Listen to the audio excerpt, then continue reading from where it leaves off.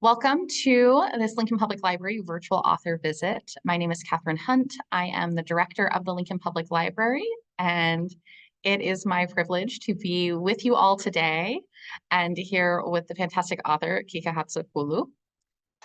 This event is made possible by our friends at the Lincoln Public Library, and in addition to making this event possible, they've also provided several copies of our author's fantastic book, Threads That Bind, that will be given out to a few of our lucky attendees. But again, this event is made possible by our friends of the Lincoln Public Library. This title is also one of our Battle of the Books titles. We have 6 fantastic teen teams that in February will be battling with trivia from 5 different books, including Threads That Bind, and that program is also supported by our friends of the library. So yes, so with today, I'm going to be having a conversation with Kika for just under an hour. We're going to talk about her wonderful book, maybe have a couple fun facts that might show up in our Battle of the Books. And then we'll also have time at the end for a Q&A.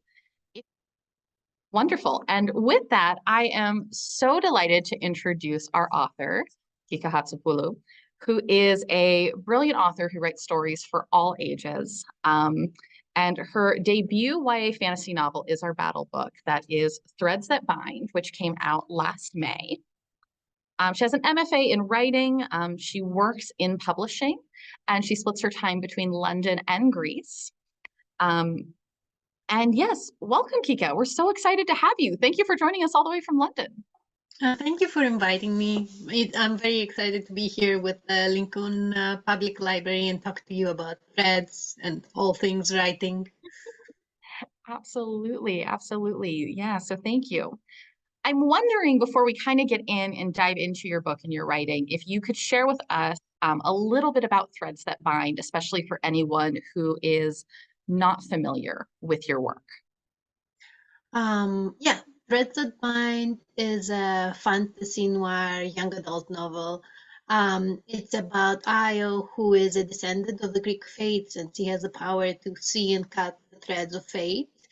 And she works as a detective in a very gritty noir city, and she gets embroiled in a mystery in a series of gruesome murders that she has to solve alongside the boy she's destined to love one day.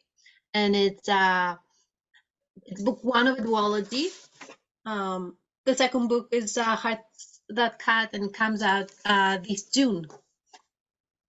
Ooh, that's fantastic. So what made you want to write a duology? I feel like that's a model that is not necessarily as common as I see sometimes. And that's exciting for me to see that it's going to be 2 books that tell this story. I'm not entirely sure when or how I made the decision. I know that very early on it was a story with 2 parts, and I knew precisely how I was going to end in the second part. It wasn't enough. There wasn't enough room in one book to fit the whole story. So I think basically my answer is that it was too much story for one book and not enough for 3 or more. So that's a simple answer. But again, I think in terms of teenage readers, maybe duologies are easier because they don't require a ton of commitment, but at the same time, they do expand the world and expand the stakes and the romance, the relationships, the characters. I think it's a good format. I like duologies. Absolutely, absolutely. And I like that it was kind of the story that directed as opposed to trying to find more story in it to make it 3 or more. Yeah. Fantastic. And now these are written originally, you write in English. You grew up in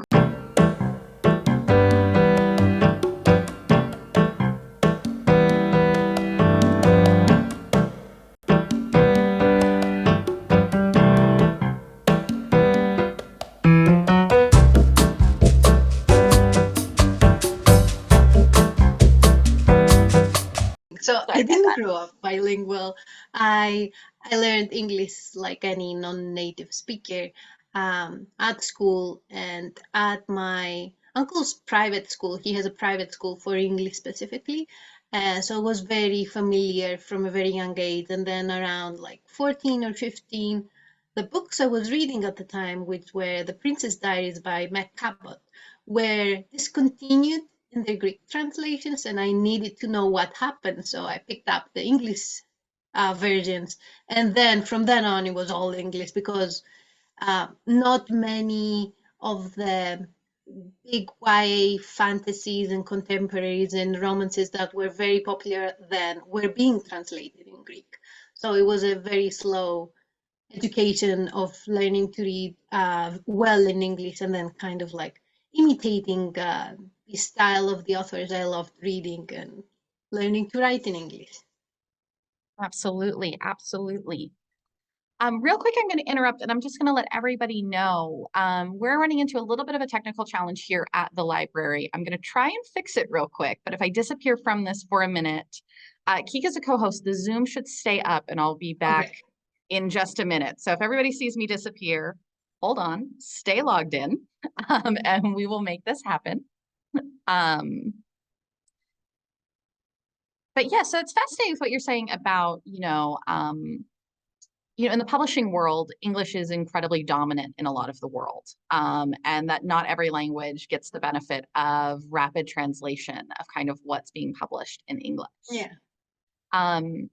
But as a monoglot American, writing in a foreign language seems terrifying to me. Did you always want to write in English because that's kind of what you read these stories in, or did you think about writing in Greek? I don't think I wrote much in Greek after that moment when I started reading much more. I think I wrote poems when I was like a teenager in love, but not like a fiction story. So it has always been English. And I think for me, at least, for like the kind of person I am, the requirement, I'll just keep talking. The requirement of learning of like writing being a costed education when you writing on your non-native tongue was very interesting. So like I even now, like years and years later, whenever I read a book, I stumble on words I don't know, or when I speak, I mispronounce words because I've only ever seen them written down, or when I write my own stories, I try to incorporate like this new knowledge I have acquired or tricks that the Greek language has that the English one doesn't. It's very interesting to me that there's a need for constantly educating yourself and like bettering yourself as a writer through the language itself. I've answered my question. I'll stay here and host you guys. What else can I say? I strongly advise anyone looking to write and anyone who isn't that comfortable with writing and with language to just keep at it. I think there's so many different styles and different voices that readers and especially teenage and kid readers like to read, that you can't go wrong. Like even if you make a lot of typos, even if your grammar isn't perfect, just keep going with it. It's the story that matters, and ultimately at some point someone else, like your agent or your editor or your someone you trust to read your story, will come in and fix those typos and grammar mistakes for you. Hold on. Let's see if the problem has been solved.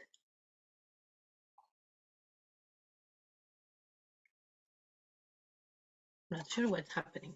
So yeah, if language is intimidating, it doesn't matter. Just keep creating, keep writing the story you like, the stories you like, or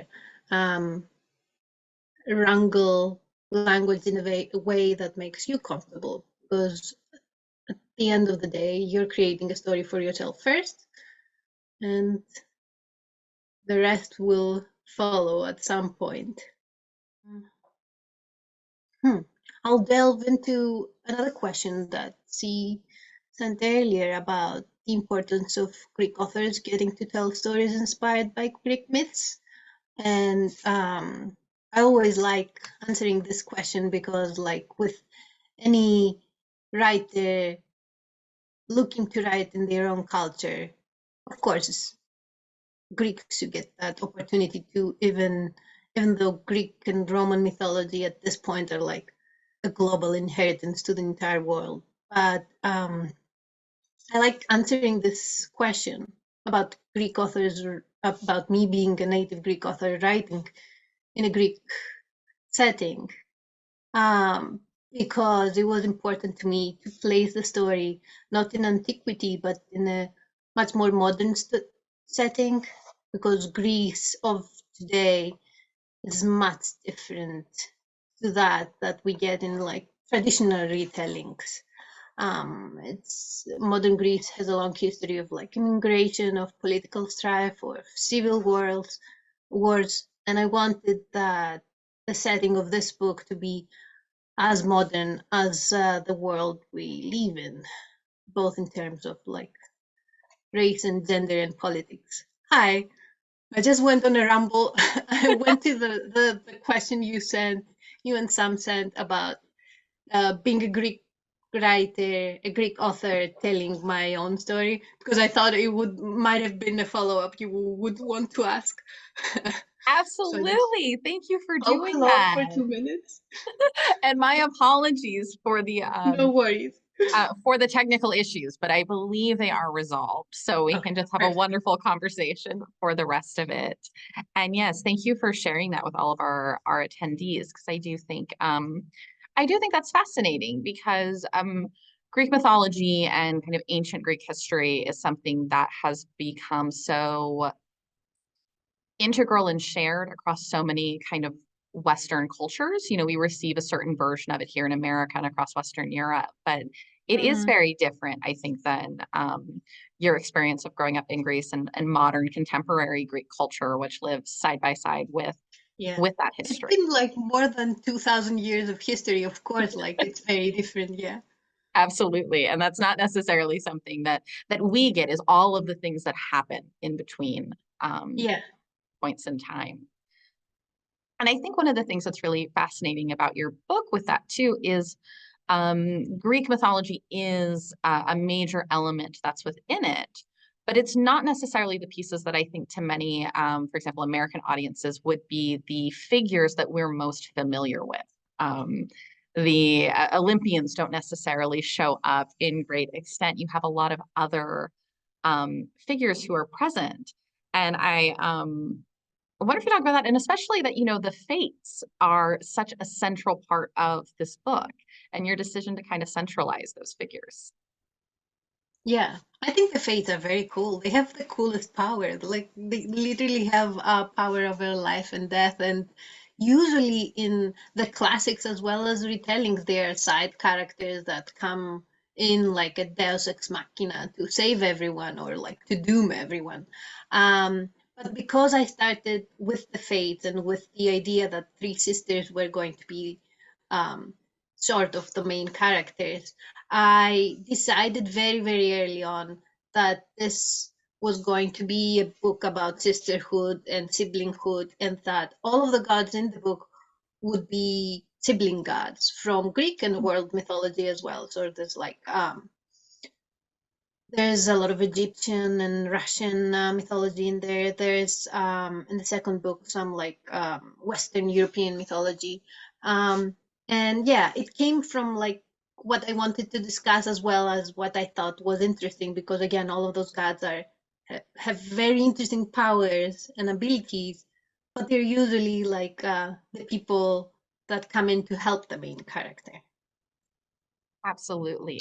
Absolutely. I love what you mentioned about how they're all sibling gods and sibling deities, because definitely that relationship and that bond between the sisters is incredibly powerful, but it's also incredibly complicated. You know, there's a lot of love and a lot of more difficult emotions and things that happen.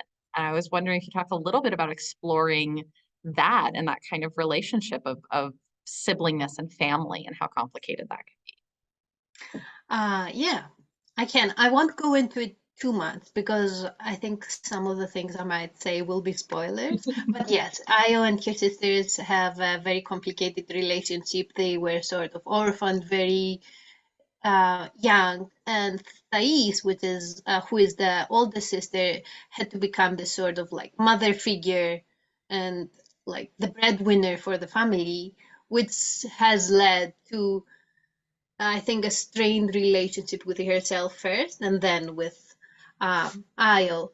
And lots of people, oh, people are always interested in hearing if I'm the youngest child as well. I'm not. I'm the oldest.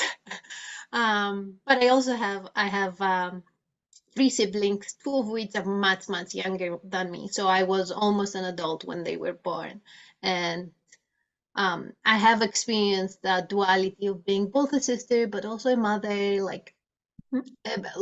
or a figure that takes care of them, but also like wrestles with them. And I thought it was a very interesting relationship to explore in a book because they siblings kind of like come from the same place and have a lot of the same experiences, which you don't get with anyone else you meet after in life. But at the same time, you are different people. So that was very interesting to me. I don't think that I have in this book or the next one a definitive answer or like a worldview that it's homogeneous, but I think it's one of many relationships or many forms siblinghood can take. Absolutely. And I think kind of that experience that many, not all, but many older or oldest siblings have of being brought in to provide caretaking in some extent is a really unique experience. And I agree very much with what you said. Siblings are an interesting relationship for those of us who have them because you share so much, but that doesn't necessarily mean that you Yeah. have much beyond that in common. You can be any kinds of different people who just happen to be in the same family. Yeah, Yeah. exactly. I'm glad we agree. It's a that's a very interesting bond to tackle, and you do it in a very powerful way in the book. And I hope that our readers are enjoying that.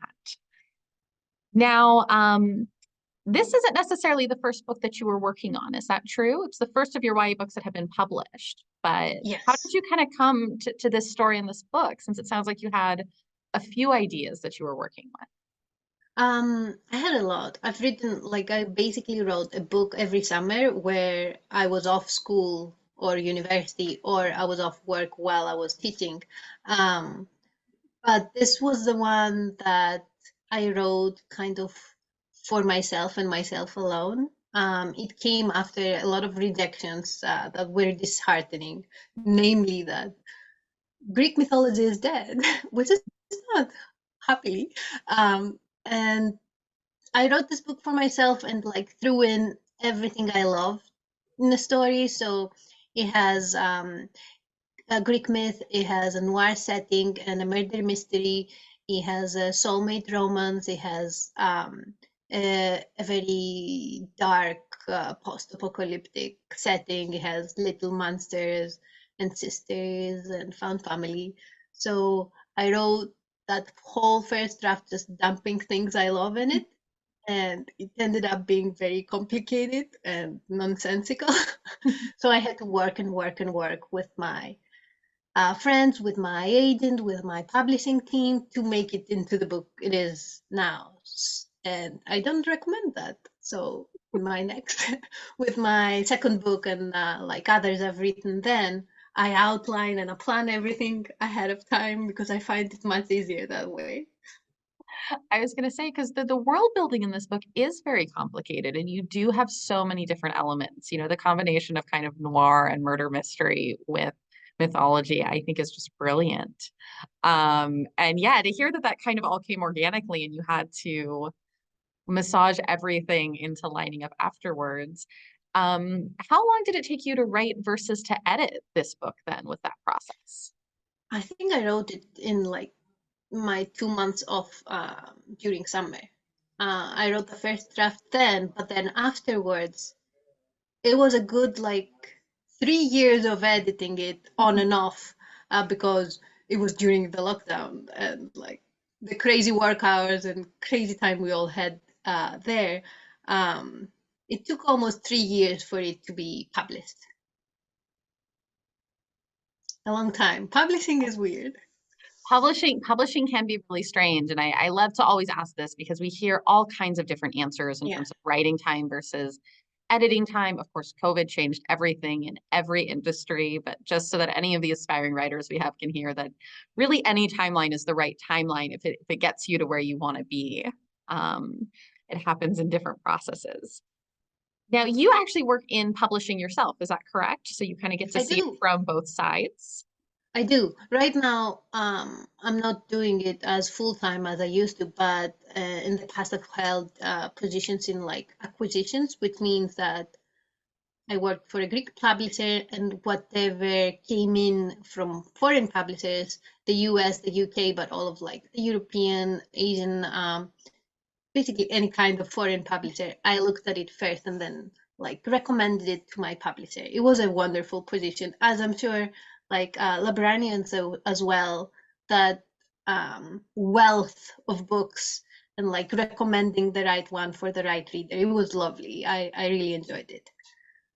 That's fantastic. Are there any books that you got to take a look at that were eventually successful that you're excited got to be published and to a wider audience? Ooh, so many. I think most of them would be like French and Italian ones that I'm not sure US readers would know. But there was one, oh, we published Salmon vs. the Homo sapiens agenda back in 2018, 19, I want to say, which was a victory for Greece because there hadn't been like a gay YA romance up to then. But yeah, that was a good story. I like that story. That's fantastic. That's fantastic. Did that experience of getting to do that, did that inform as you were submitting your own work for publishing, or were those kind of two different worlds, your writing and your publishing work? No, I think it informed a lot. I knew a lot about publishing and especially like the trajectory of getting an agent, sending in a query, getting an agent, getting the agent to send it to editors. Um, I knew all of that because I had done my master's in writing, and during that time I learned a lot of the internal work of publishing. But I think working in publishing, and especially in a position where you see a lot of stories come in, I think it made me like very determined and very stubborn because when you work with books, and maybe you will agree, you see that readers are very hungry for so many different things, so many different kinds of stories, and there can never be enough books and enough new voices and enough new perspectives. And I think from an author's or a writer's point of view, that made me keep going and keep trying because eventually I hope that one of the stories would be the right one. Does that make sense? Absolutely, absolutely. And I think that resonates really beautifully with kind of what you said about threads that bind and how it kind of became this book, that this was the story that you wrote specifically kind of for you. These were the things you were interested in. And I think there's something to be said with how broad publishing is right now, that there is a space for the stories in us that are most important for us to tell, Mm, even if they're not yeah, necessarily what you already see being bestsellers or doing anything like that. Like yeah, I like that very much. I like that. there is the reader out there. Speaking of this, with all the things you put in that you loved so much, and I mentioned this a little bit briefly, that I think the combination of like mythology and noir, what was the most difficult with all of those elements to kind of synthesize together and make work as you were going through that process of writing and then editing? Like, where did you have to do Mm. the most work to make those work together as brilliantly as they do? I think I would be lying if my answer wasn't villains and motivations. Like I think the world building in terms of like the research I did and how I performed that on the page, it was kind of clear from the beginning to me and to my agent or editor. But then the mystery part, where you have to have all of these suspects and these clues and these red herrings, uh, they were filmsy at best. So I had to work a lot on that, on like motivations for the suspects, the different suspects, and how the twists come along. It wasn't easy. Well, and how did you kind of build that up? I mean, did you read a lot of other mysteries to kind of get ideas? Like how did you go about building that and I had a lot of help with from my agent first, and then from my editor. I had a lot of help from them who were new readers. That like I think a lot of writers make this mistake, and it's very natural to make it. It's the story is in your head, so you don't always put the motivations or the backstory or the emotion on the page because it's there for you, but it requires a new reader and a new set of eyes to like properly lay it out for another reader. But yeah, I had a lot of help. I don't think I read as much. I researched a lot about world mythology and like climate disasters and like population exchanges, but I didn't. I don't think I researched the mystery part.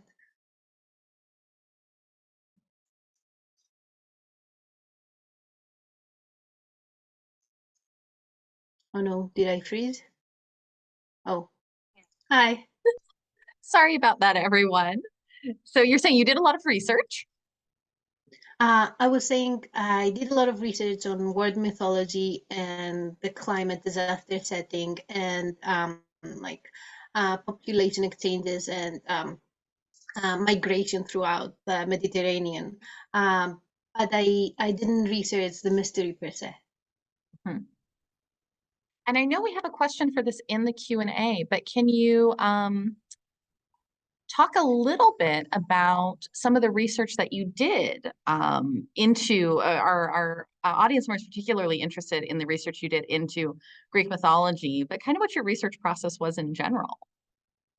Um, I kind of because I had decided on sibling gods, and I had also decided on like a fake Greek or like Mediterranean basic setting. I went into researching sibling deities of those cultures around the Mediterranean basin. There are other cultures, but those are the dominant ones that we see, at least in the first book. And it was a lot of research online. I can't, it was like 4 years ago. I'm not entirely sure what I researched. I did have like a university um, email then, so I could use JSTOR and other resources. But yeah, it was mostly that. And the other part, which no one expects because it's not like a huge part of the book or it's not a very visible part of the book. I researched a lot of climate disasters and how that might play out. Those might play out in a like real life scenario. And I regret to say that some of the things I read about have come to pass, like this past summer with floods and wildfires all over the world. That was one of the scenarios I read about, and it plays a part in the second book a lot. That was not fiction, but it was something hypothetical then 4 years ago. And now we've come to see some of it, which is kind of depressing. I'll stop saying it No, now. it is difficult. And it is one of those pieces that, you know, is a profound part of the world that you build in this book. And you say it's maybe not as visible, but I think it shows in kind of the research that you did into the potential impacts of climate change and global warming, in kind of how thorough that world is and how that feels. And I'm sure with the second book, seeing some of these situations that we have started to see in our world will really resonate. I mean, because it is very, I hope they do. I hope they do because it is not a spoiler, but they play a major part in how like the entirety of the plot turns out, and I hope that my ending is one of like resilience and perseverance and hope. We'll see what readers say in June. Absolutely, absolutely. Well, and that's important too. The message is resilience because we don't get resilience when everything goes perfectly. You know, Yeah, resilience is a skill that comes through hardship. very true, very true. Um, with that, so it's a little bit on your research. Can you tell us a little bit about what your actual writing process is? I know you've mentioned that a lot of it has taken place in summer breaks and kind of high intensity short periods of time. I mean, do you just write all day, every day in those periods, or what does your writing process look like? I think it depends. I think when I'm like brainstorming or trying to figure out the story, I might write by hand or like draw or doodle. But then as I start to experiment with voice and character, it's usually very slow, and I like to get the first chapters right so that I myself know who this character is and what they want and what their world is and what like their magic power is. So first chapters are very slow. And then usually I sit down once I have like the brainstorming phase and the character phase done, I sit down and plot out the entire thing and outline it and make sure that there are no plot holes like I Mhm. had for Threads Unbind.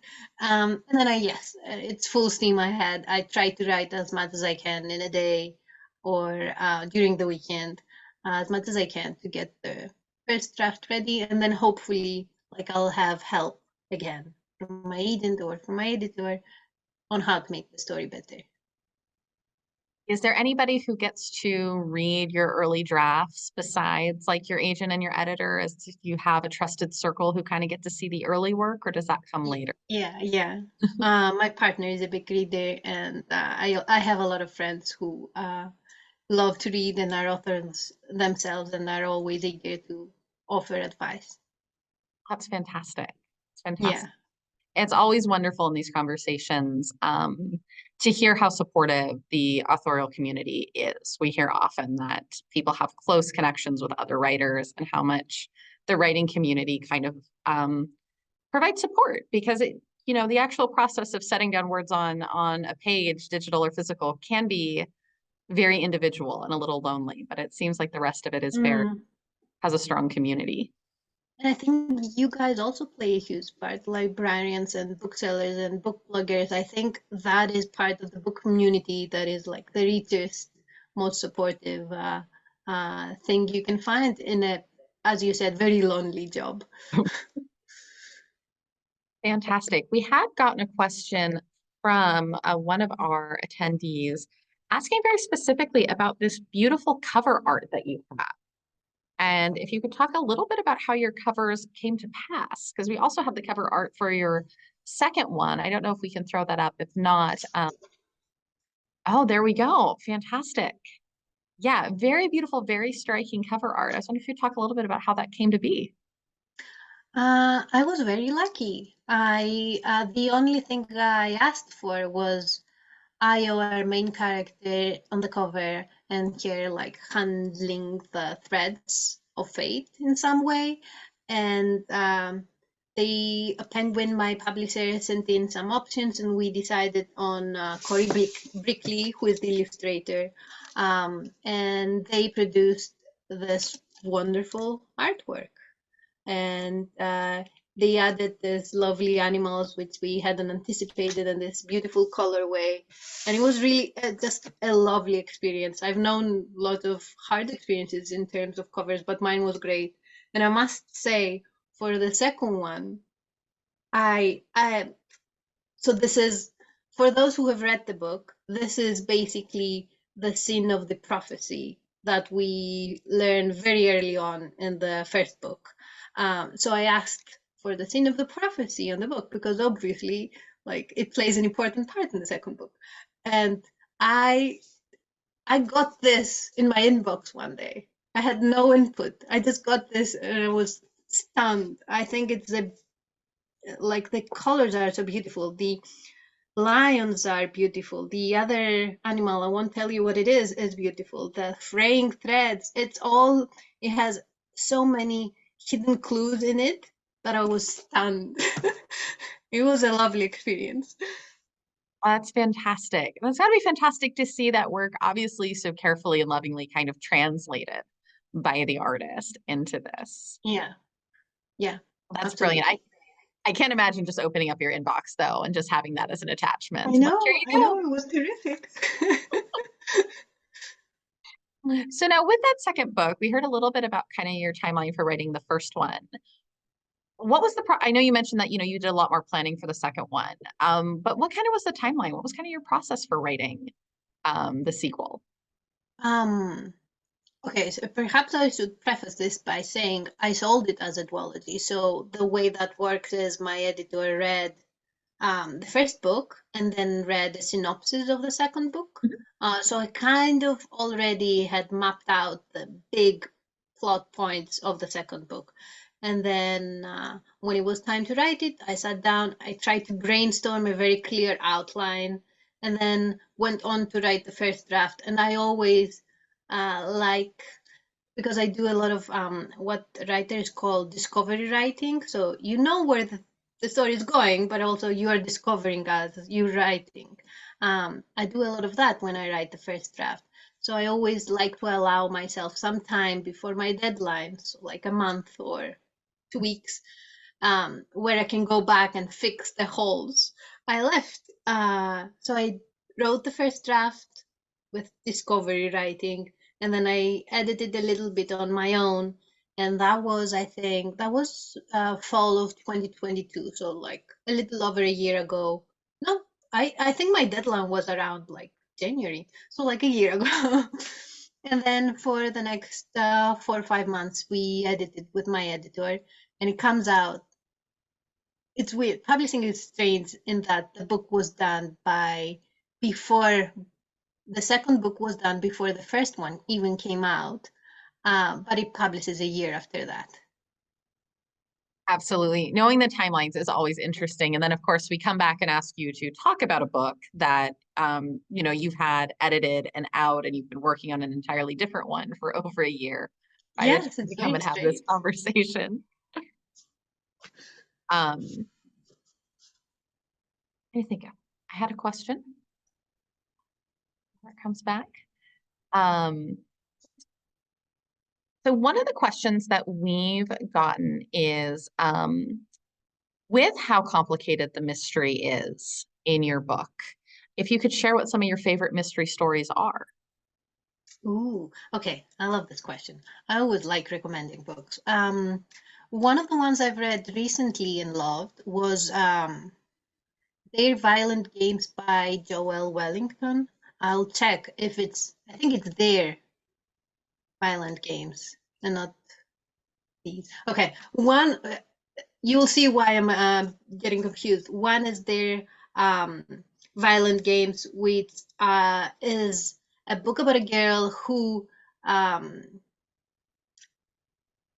who gets her scholarship to an Ivy League dropped and has to enter this series of like bloodthirsty trials to earn her scholarship back. And I thought it was a great examination of like class and politics and race, while also having a very, very pacey plot. And one of the other ones I've read recently and loved was These Deadly Prophecies.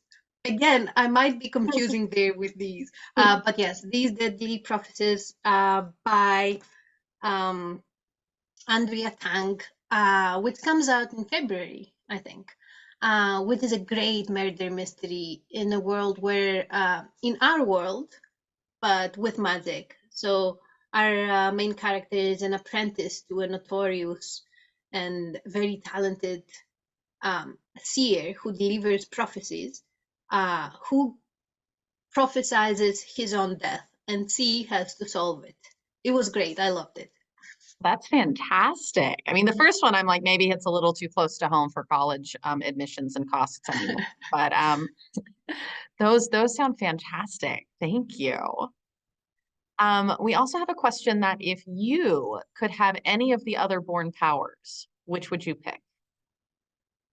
I think The coolest option is Io's because C is very powerful, but I don't think I would have liked to like see every thread of every person around me. So my answer is usually um, an Oniriborn, a descendant of the gods of dreams, who can like put someone to sleep in seconds and like control their dreams and send them nice, cozy dreams.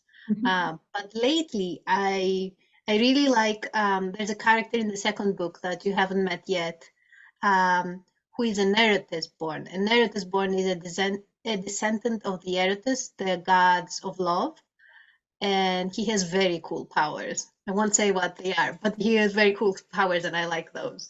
So maybe that. Do you have an answer, Kathryn? Or do you, anyone watching, have an answer? I was going to say, Um, if you've got an answer, feel free to drop it in the chat and we can see what that answer is. so there's the Fates, there's the Furies, there's the Muses, there's the Oniri, gods of dreams. There's the Horeborn healers. There is the Keres born, which are this like very scary gods of violent deaths. What else is there in the first book? Um, Eretz is born. You can be gods of love.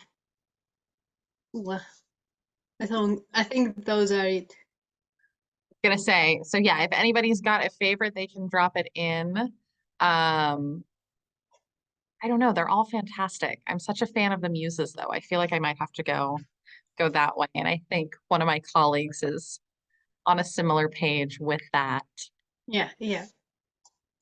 But those are brilliant. We do also have a question. So we know this is a duology. We're all deeply anticipating the sequel, which I believe is being published later this year. Is that correct?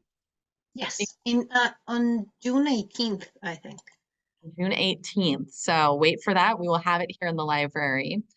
But there is a question about whether Io or any of the other characters might have any further adventures after this, After the sequel, after the sequel. Yeah. not as of right now. I wish, like, if people pester my publishers enough, they might buy more. Hopefully. I mean, it's a huge world. I think I would have liked to explore more of it. But as of right now, Aya's story is complete, and I like where things leave off in the second book. So I don't think I would bother here much.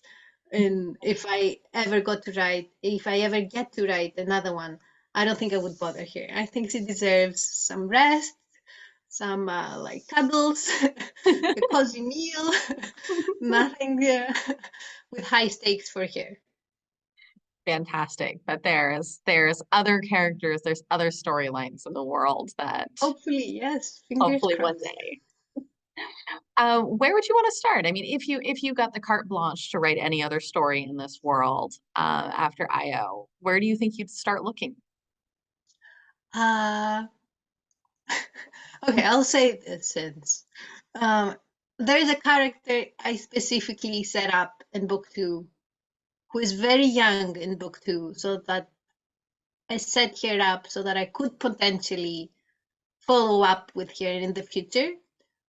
But the way the second book ends would uh, I would spoil too much about the ending of the second book if I tell you.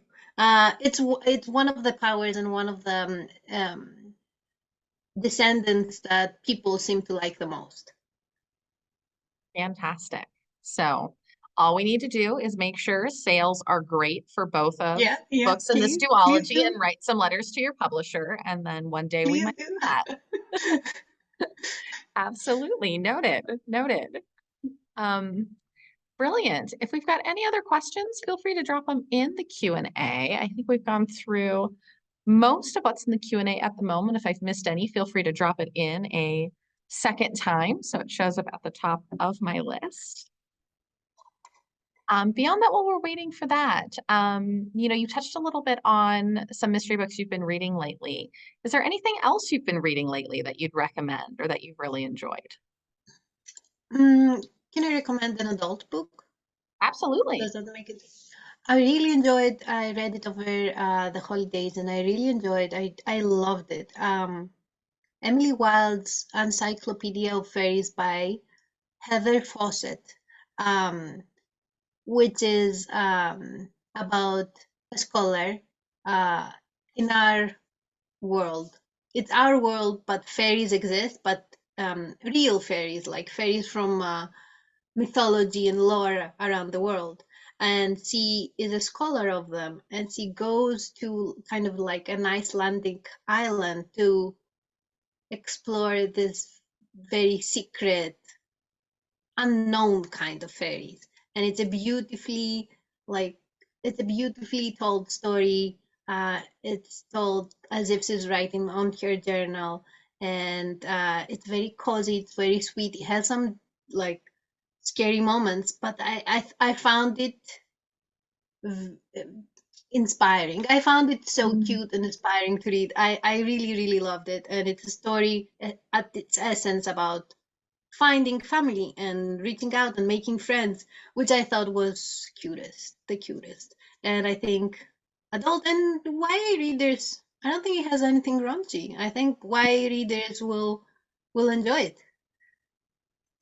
Fantastic. Fantastic. Yeah, I've heard good things about that. I haven't had a chance to read it, but I've heard really good things about it. So, I really loved it. If it's one thing you try, from my recommendation, try this one. fantastic. Fantastic. Well, and I don't see any other questions in our Q&A. So, Kika, thank you so much for joining us, and thank you for putting out into the world your absolutely fantastic book. Again, that's Threads That Bind. It is one of our Battle of the Book books. So we do have a whole group of teens who are reading it carefully, trying to make sure they have all the trivia memorized. But I do hope that other of our readers here in Lincoln will pick it up and enjoy it. And we can't wait for June for the sequel to come out and to see what's next after that. Well, thank you so much. This was a lovely conversation, and everyone sent in lovely questions, and it was great chatting with you. And I can't wait to see who wins. Absolutely. All right. Oh, actually, we got one more question jumped in. We'll sneak this one right in. Would you ever consider writing books for other age groups? Yes, yes, I would. I'm drafting something right now. Oh, I won't say much because there isn't much to say yet, but yes. fantastic. So we'll keep an eye out for that too, not just your future YA publications, all ages. Brilliant. Thank you again so much, Hika, and have a wonderful rest of your day. Thank you. Bye, everyone. Goodbye.